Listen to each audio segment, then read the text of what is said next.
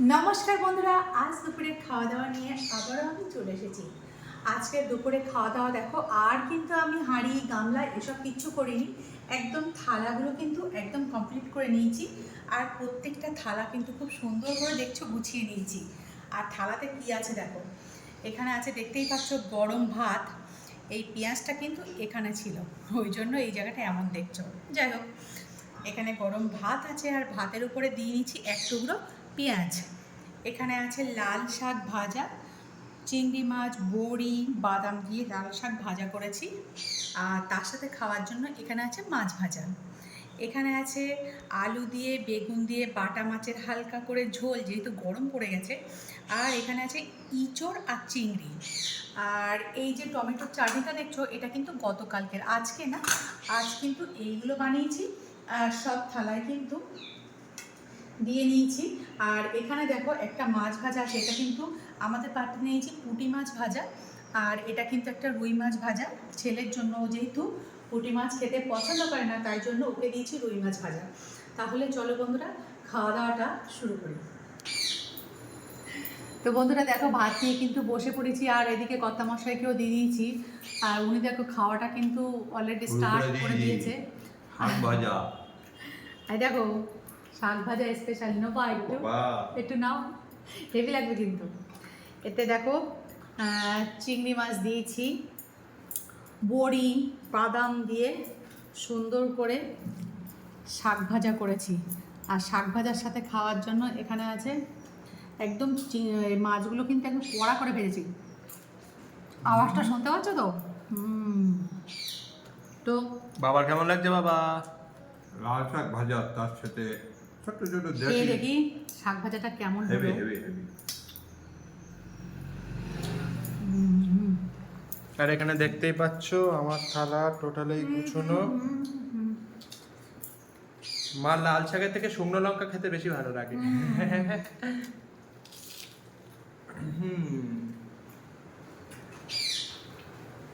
পুরো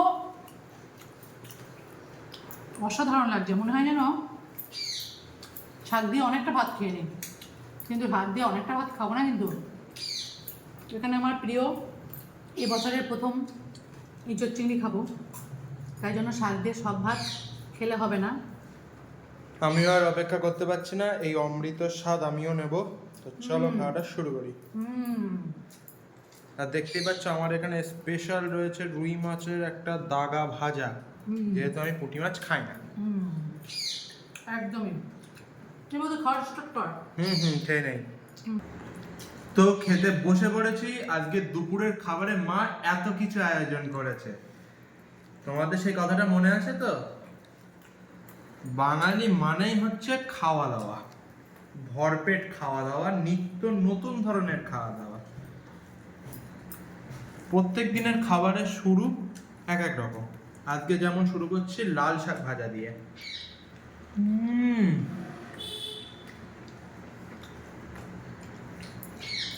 বাদাম দিয়ে, পেঁয়াজ দিয়ে, চিংড়ি মাছ দিয়ে একদম রসিয়ে কষিয়ে রান্না করা। সঙ্গে মাছ ভাজাটা খেয়ে দেখ, আরো ভালো লাগবে। মনে নেই মনে হয় তোমার তোর? কি শাক ভাজা খাওয়া কমপ্লিট? আমার কমপ্লিট। এবার এবার মাছের আমি খাবো ইঁচড় চিংড়ি। ইঁচড় চিংড়ি খাওয়ার আগে না তুমি মাছের ঝোলটা খাও, কেন বলো তো? ও কারণ এটা না মানে একদম মানে সেই পাঠান মাংসের মতো রান্না করা। আচ্ছা আচ্ছা, পেঁয়াজ রসুন টসুন সব দেয়া আছে। ঠিক আছে। শুরু করতে চলেছি পরের পর্ব, মাছের ঝোল খাওয়া। বাটা মাছের ঝোল, বুঝলে? বাটা Yes. মাছগুলো কিন্তু আজকে একটু ছোট ছোট, কিন্তু না খুব হলে কি হবে, মনে হচ্ছে মাছ টাটকা ছিল। খেয়ে দেখো, খুব টেস্ট। টাটকা তো বাটা অবশ্যই। মাছের কাঁটা বেশি হলেই যাবে, যে মাছের যত কাঁটা সেই মাছ তত স্বাদ।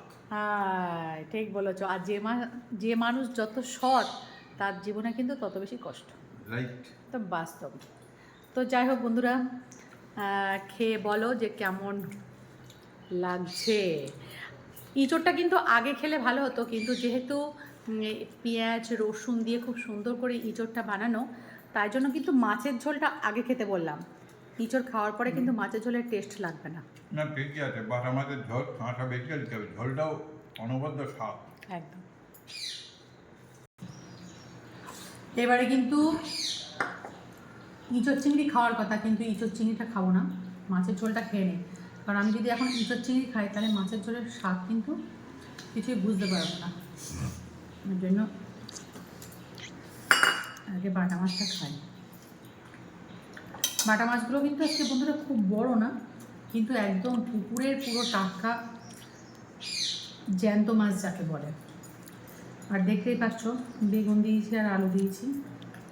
তবে তোমাদের একটা কথা আমি বলতে চাই, আজকে দেখতে পাচ্ছ এই রান্নাবান্না, এর মধ্যে মাছের ঝোলটা কিন্তু আমাদের ছেলে বানিয়েছে, বুঝলে?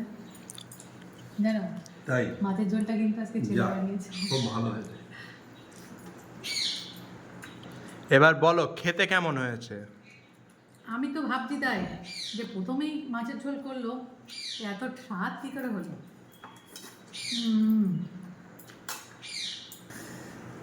বুঝছো না, তোর বলেছিলাম বড়ি দিতে, তোর বড়ি দেওয়ার কথা খেয়াল নেই, তাই না? যা একদম ভুলে গেছি গো। এত স্বাদ হয়েছে কেন বলো তো? কি করে বলবো, আমি তো আর পারদর্শী না মাঝের জলের। খোকা বাবু বলেছে, খোকা বাবু বলুক। খোকাবুকে বলে দিয়েছিলাম, ও আচ্ছা। বলছে কি ভালোভাবে বলে দাও একবার, আর বলতে হবে না, নেক্সট টাইম আমি একাই করে নেবো। শিখে গেছি মাছের ঝোল করা একদম। ভালো হয়েছে কিন্তু, সত্যি খুব ভালো হয়েছে। Thank you. এবার থেকে মাছের ঝোল তুই রান্না করবি, হ্যাঁ? অবশ্যই। তো আমি এবার মাছের ঝোলটা নিয়েই নিই। ফার্স্ট টাইম নিজে রান্না করলাম, রান্না বান্না করা শিখছি বন্ধুরা। ভালো তো। দেখা যাক কেমন বানিয়েছি।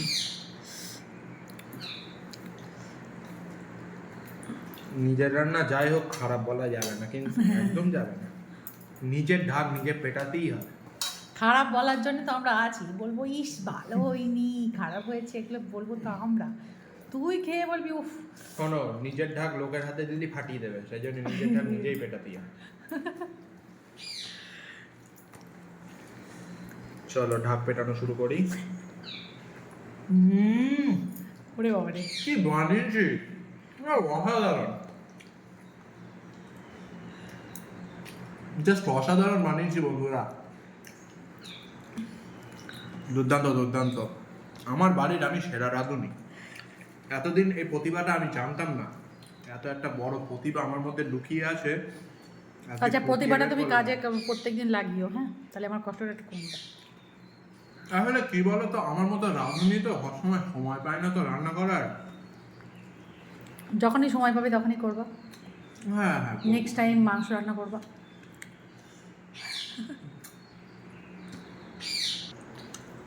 মাছের রান্না দুটো তো খেলাম, ভালোই হয়েছে, সুতরাং ভাত তো একটু লাগবেই।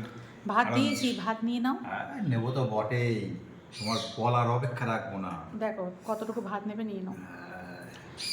আর বছরের প্রথম ইঁচড় চিংড়ি, খেয়ে দেখো। লোভনীয় খাবার। ইঁচড় কিন্তু বন্ধুরা এখন খুবই ছোট, এখনও দানা বাঁধেনি, তবুও খেয়ে দেখা যাক কেমন লাগে। তুমি ঠিকই বলেছো, ইঁচড়টা রসুন পেঁয়াজ দিয়ে রান্না করেছো তো। যদি মাছের ঝোলের আগে ইঁচড় খেতাম, মাছের ঝোল মাছের ভালো ঝোলে লাগতো একদম না। স্বাদ লাগতো না। না না, ইঁচড় ঠিকই আছে, নতুন ইঁচড় আর গরম গরম খাচ্ছি তো। খেতে খুব সুন্দর লাগছে। ভাত নেবে আর না, নেবে না? আচ্ছা খাও। তো বন্ধুরা দেখো আমি কিন্তু মাছের ঝোল খেয়ে নিয়েছি, এবার ইঁচড়টা খাই। ইঁচড়টা দেখা যাক কেমন হলো, বছরের প্রথমবার ইঁচড় খাবো।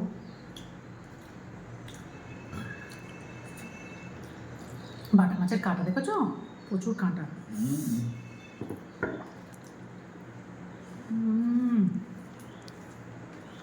কাঁচা লঙ্কা দিয়ে রান্না, বুঝলো তো, এর স্বাদই অন্যরকম।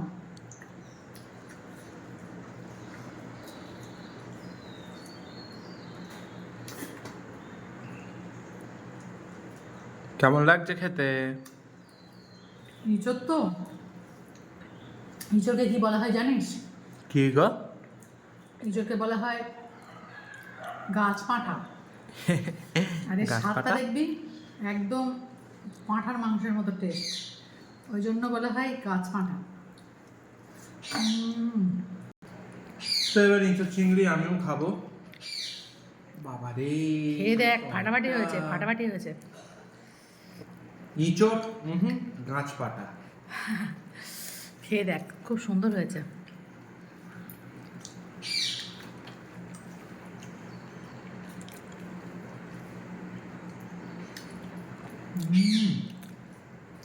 এটা একদম পুরো মটন কষা। কাঁচা লঙ্কা দিয়ে বানিয়েছি বলে কালারটা এরকম হয়েছে, বুঝলি? মটনের স্বাদকে হার মানিয়ে দেবে একদম। বাজারে গিয়েছিলাম, এখন সবে সবে উঠছে ইঁচড়টা, একদম কচি ইঁচড়। বাজারে মা বেশি জনের কাছে নেই আর কি ইঁচড় দেখলাম। হ্যাঁ, কতিপয় দু একজন নিয়ে বসেছে।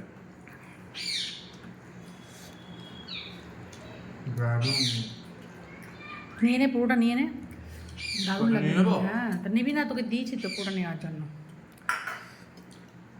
না, প্রথমে চিন্তা করছি এতটা খেতে পারবো কি না। না, বাবাও তবে খেয়ে নিয়েছে, আমিও লোভ খেয়ে নিয়েছি, লাগছে, খুব লোভ লাগছে।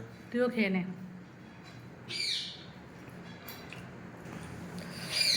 ভাত দেবো দুটো? ভাত না, ভাত নিয়েই যান না গো। নে, খেয়ে নে। এই দেখো, আমার কর্তামশাই কিন্তু থালা পরিষ্কার করে খেয়ে নিয়েছে, তাই তো? একদম এই যে বাবু, ফুল কমপ্লিট। এখন ঘুম লাগছে, ঠিক আছে, শুয়ে পড়ো, যাও। খাওয়া হয়ে গেছে, এবার আর- তারপরে ঘুম। আমার কিন্তু এখানে ইঁচড়টা রয়েছে, আমিও কিন্তু ইঁচড়টা নিয়ে নেব।